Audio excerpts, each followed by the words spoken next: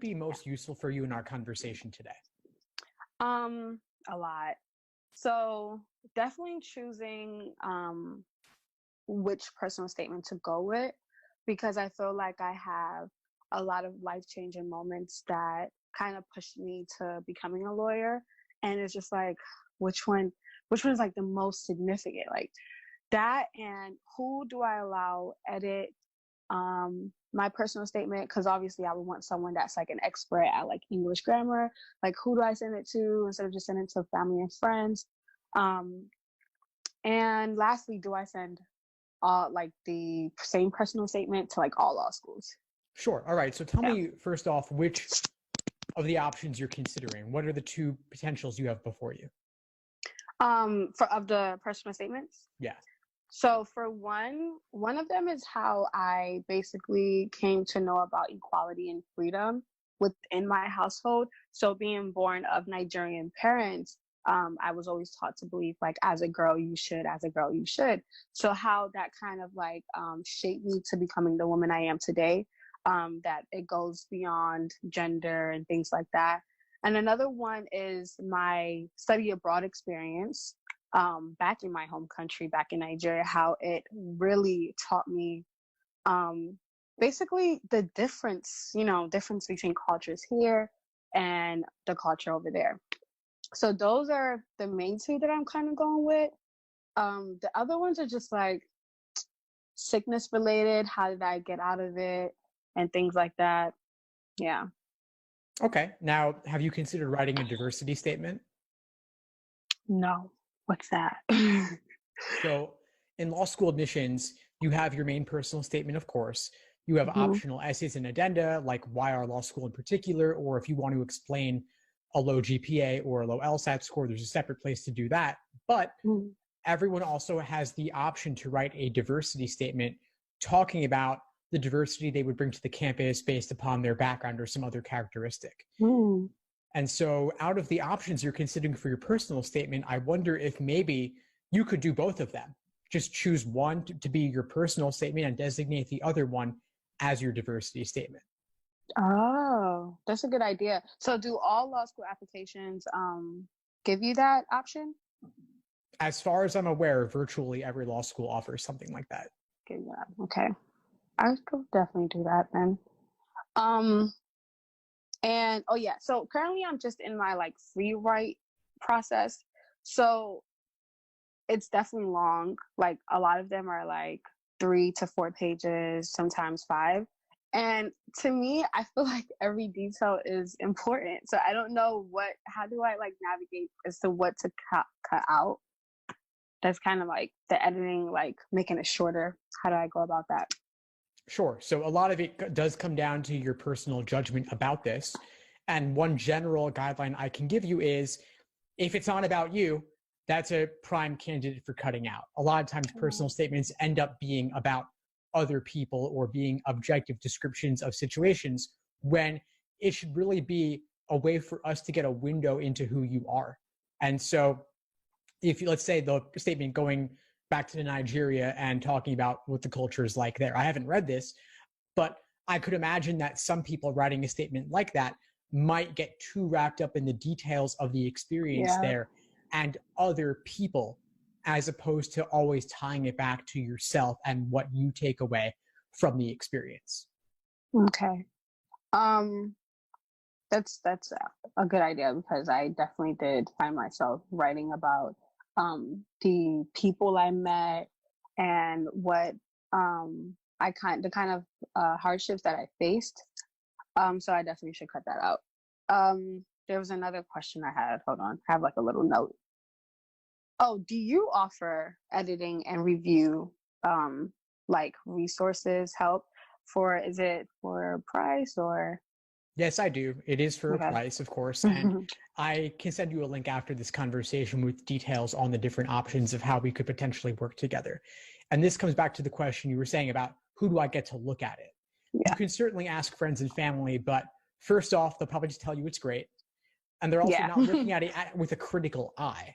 And it may well be great, but we want to make it as good as possible, as close to perfection as possible. And that requires a little bit of distance and a little bit of objectivity, and also knowing what admission officers are looking for, not just how to make it a better piece of writing in general in terms of copy editing or inserting commas and things like that. I'm thinking bigger picture here. Okay. And typically, how long do you think it should take, or does it take, for someone to even get to that point of a perfect personal statement? Yeah, writing's never perfect. It's never going to be reaching some ideal. We just look to make it as good as possible. And part of that is making it concise, but jam-packed full of what really matters. And so you're saying 3, 4, 5 pages, how do I cut it down?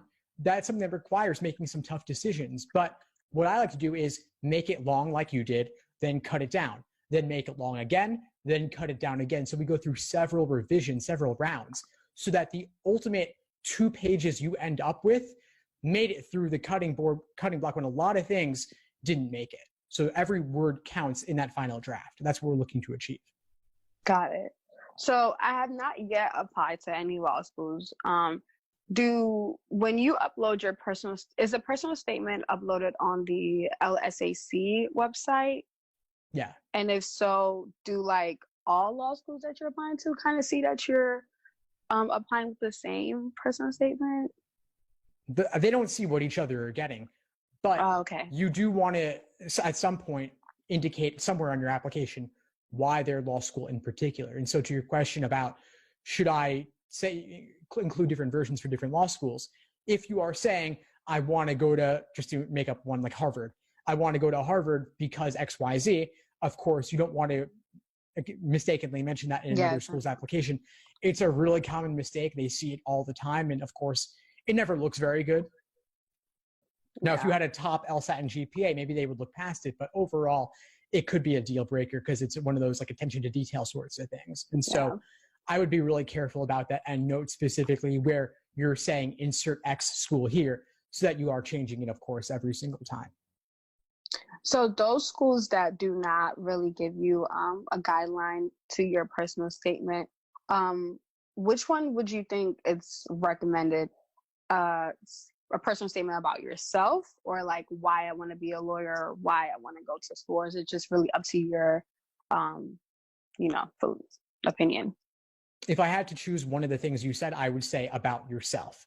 Right. But in the process of talking about yourself, because this is personal, it shouldn't be about them, and it shouldn't only be future oriented about what you want to do going forward.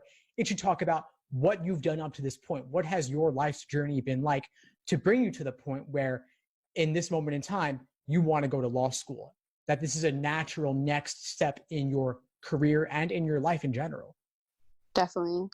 I think that was all my questions.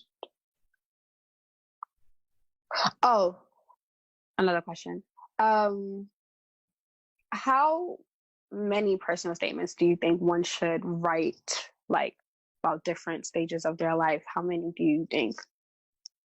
Well, you only need one for law school. If you're talking about writing a few different drafts of different topics and then picking your favorite one, I think 3 would be sufficient. But ultimately, like for your situation, we've got 2 potential topics, and I suggest you make one of them the personal statement, another the diversity statement, and then if your situation requires writing some sort of addendum on some matter, you could talk about that too, make that a separate statement. But typically a law school application will involve anywhere from 2 to 4 different pieces of writing, and that will vary based on your individual circumstance. Okay. All right. That was all my questions. This really helped. I also want to say that I'm a big fan of your podcast and your YouTube channel. Love it. Absolutely love it. Thank you so much, Steve. Of course, I really appreciate it. Before we sign off, what would you say is the biggest insight you got from our call today? Definitely the diversity statement.